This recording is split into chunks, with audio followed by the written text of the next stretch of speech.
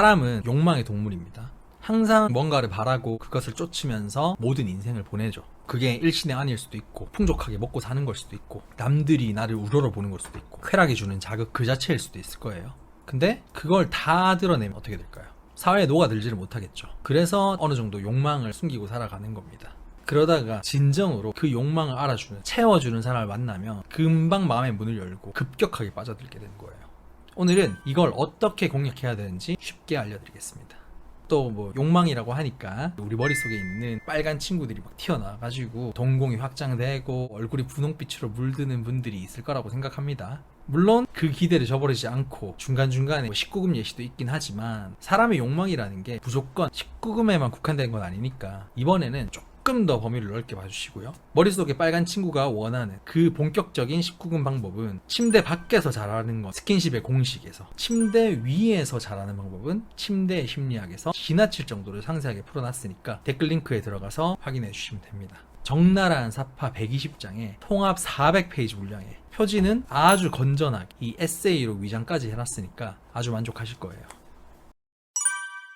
상대방한테 냅다 넌 욕망이 뭐야? 넌 뭘 제일 원해? 이렇게 물어본다고 대답할 리는 없겠죠. 일부러 부끄러워서 숨기는 경우도 있겠지만 사실 그보다는 자기 자신도 진짜 욕망이 뭔지 잘 모르는 사람들이 훨씬 많기 때문이에요.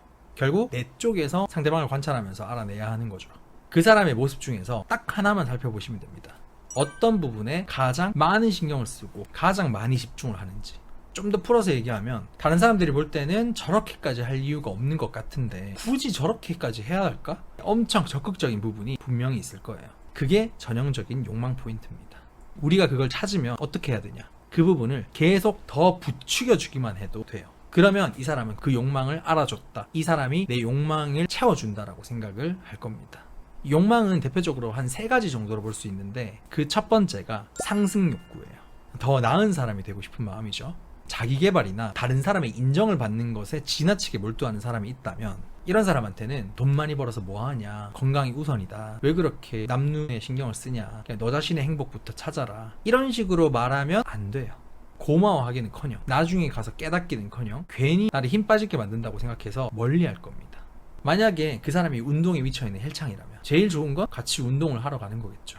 내가 운동을 뭐 싫어한다 혹은 같이 할 시간이 안 된다면 최소한 하루에 한 끼라도 그 사람의 식단을 함께 따라서 먹어주거나요. 만약에 커리어에 미쳐있는 일 중독자라면 바쁘다고 투정 부리지 말고 어떤 것이든 좋으니까 그 사람이 하는 일에 뭐든지 내가 도움이 되어야 돼요. 그게 최고입니다. 만약에 뭐 내 능력으로 해줄 수 있는 게 없으면 차라리 사설 비서가 되어주는 것도 좋죠. 뭐 어디 예약이 필요하다? 그럼 내가 대신 해줘. 뭐 중요한 자리에 간다? 내가 코디나 쇼핑을 대신 해줘. 멀리 간다면 운전을 해줘. 이런 식으로요. 그리고 이제 이런 상승 욕구를 가진 사람들이 SNS 중독자인 경우도 많거든요. 왜냐하면 어떤 과시욕도 상승 욕구 중에 하나니까. 그래서 거기에 장단을 맞춰줘야 돼요. 내가 나서서 피드에 올릴 만한 괜찮은 곳을 찾아주고 거기 같이 가서 사진까지 예쁘게 찍어준다면, 포즈까지 디렉팅 해주거나 A컷을 골라서 보정까지 해준다면 그냥 천생연분 되는 거죠. 상승 욕구가 너무 강해서 일의 모든 에너지를 몰빵하는데 그래서 저랑 연락이 소홀하고 그래도 이해해줘야 하는 걸까요? 그러니까 이해해주고 말고가 아니에요. 상승 욕구가 강하지 않은 사람들은 일이 전부가 당연히 아니에요. 삶이 당연히 누릴 거 다 누리고 워라밸 중시하고 하는데, 상승 욕구가 강한 사람들은 이 일 자체가 삶인 경우가 되게 많습니다. 워커홀릭들은 특히나. 그런 사람들은 오히려 그 일을 도와주는 사람이 더 끌리죠. 제가 이 욕구가 강한 편인데 그래서 그런지 전 여친부터 시작해서 제가 와이프까지도 항상 같이 유튜브 할 거 없나 하면서 계속 아이디어 떠올리고 제안도 하는 편입니다. 같이 으쌰으쌰 하는 걸 난 좋아하는 거고 그거를 욕망하는 거죠. 근데 와이프는 거기에 기꺼이 응해주는 사람이거든요. 내 욕망을 채워준 거죠. 그럴 때마다 더 사랑이 생겼고 항상 고마움이 들기도 하고요. 그리고 두 번째로 유독 말초적인 자극을 절제하지 못하고 쉽게 빠져드는 사람도 있어요. 뭐 식욕, 성욕, 수면욕 같은 기본 욕구뿐만 아니라 세상에 널리고 널려있는 온갖 재밌는 것들도 다 포함이에요. 최근에는 흔히 이거를 도파민 중독자라고 부르죠. 이런 사람한테 나이가 몇인데 아직도 그런 걸 좋아하냐, 그런 거 하나 못 참아? 이렇게 하면 점점 내 말을 잔소리로만 듣고 한 귀로 듣고 흘려버릴 겁니다. 차라리 이제 먹는 걸 좋아하는 사람이 있다면 제 얘기예요. 이런 사람한테는 살은 그냥 알아서 빼라고 하고 치킨 기프티콘이라도 주기적으로 줘버리세요. 아니면 뭐 한 달에 한 번 날 잡고 평소에 쉽게 못 먹는 맛집 원정을 가거나 술을 진짜 좋아하는 너를 위해서 같이 술을 마셔주거나요. 뭐 아니면 만약에 남자친구가 가슴을 너무 좋아한다, 계속 쪼물딱쪼물딱 만지는데 집착한다. 물론 남들이 보고 있는데 그러면 좀 아니지. 근데 그게 아니라 둘이 있을 때 그렇게 쪼물딱쪼물딱거린다, 그러면 뭐 가슴 보고 봤나? 이렇게 하지 마시고 평소에 브라를 안 하고 다녀주는 것도 좋아요.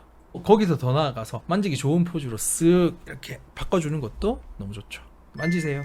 그러시면 그 욕망이 충분히 충족되고 이런 여자가 어딨어 생각하게 된다는 겁니다. 그냥 브라 푸는 방법을 알려주는 게, 당연히 브라를 풀겠죠. 근데 내가 스스로 풀어주면 그 욕망을 기꺼이 충족시켜주는 사람이 된다니까. 그러면 남자는 감동을 하게 되는 거죠. 운명의 가슴, 운명의 여자라고 생각할 수 있게 되는 거죠. 뭐 이것도 제를 좀 들어보자면, 이건 이제 역으로 와이프가 연애할 때부터 제가 샤워하는 걸 문 열어놓고 이제 얘기하면서 구경하는 걸 되게 참 좋아했어요. 뭐 많은 남자들이 거기에 되게 부끄러워할 거 아니에요. 근데 뭐 제 입장에서는 이게 이 사람의 욕망인가 보다. 솔직히 저도 좀 되게 부끄럽긴 하지만 부끄러운 티 안 내고 태연하게 비누칠하면서 보란듯이 시원하게 샤워를 해줬습니다. 뭐 그런 걸 기꺼이 또 채워주니까 저랑 결혼해준 걸 수도 있죠. 뭐 아니면 침대의 심리학 덕분일 수도 있고.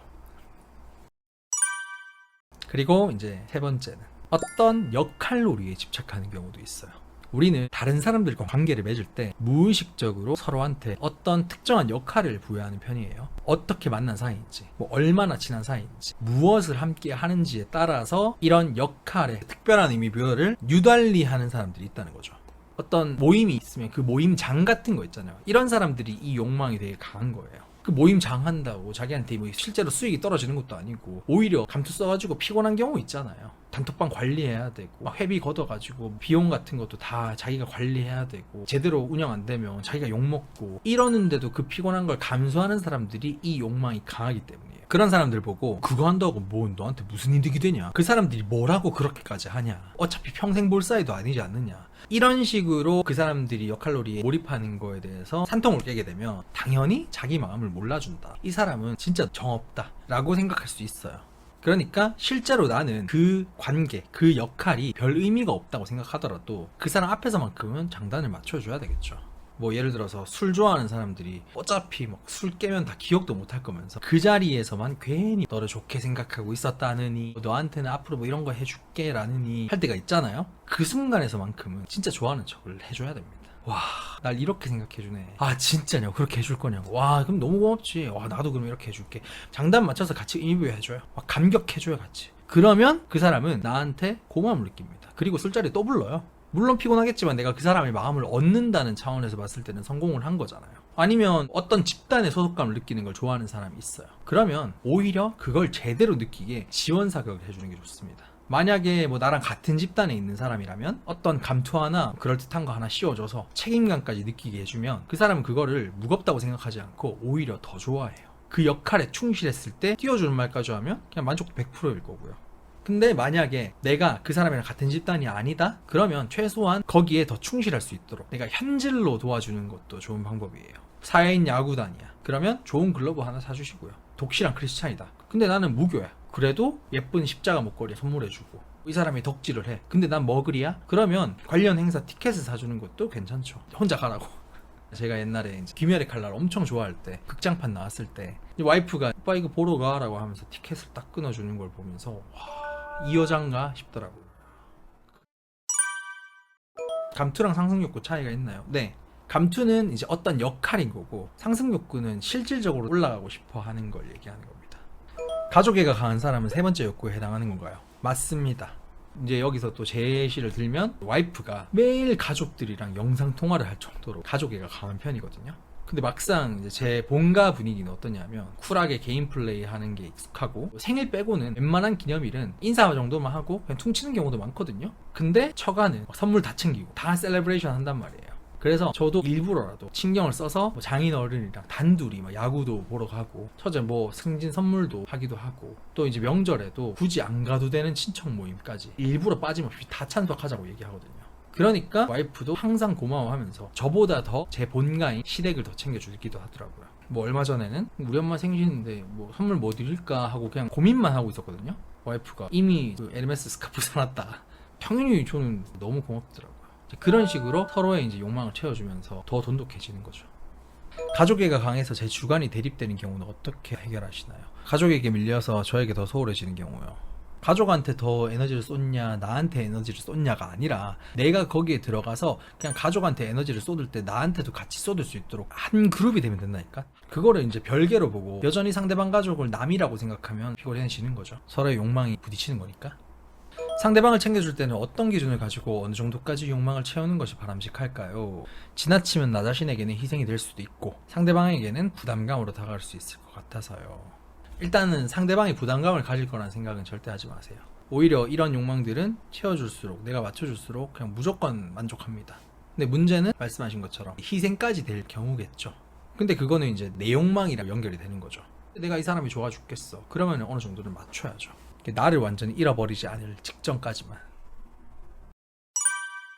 뭐 이렇게 얘기해놓고 보니까 사실 별로 어려운 내용은 아니죠. 그럼에도 막상 이걸 확실하게 공략하는 사람이 적은 건 사람들은 보통 이제 자기 욕망에 집중하느라 상대가 가진 나와는 다른 욕망을 놓치기 때문이에요. 이제 내가 이걸 원하니까 너도 당연히 이걸 원하지 않을까 라고 생각하는데 이런 생각은 당연히 버리셔야 되고요.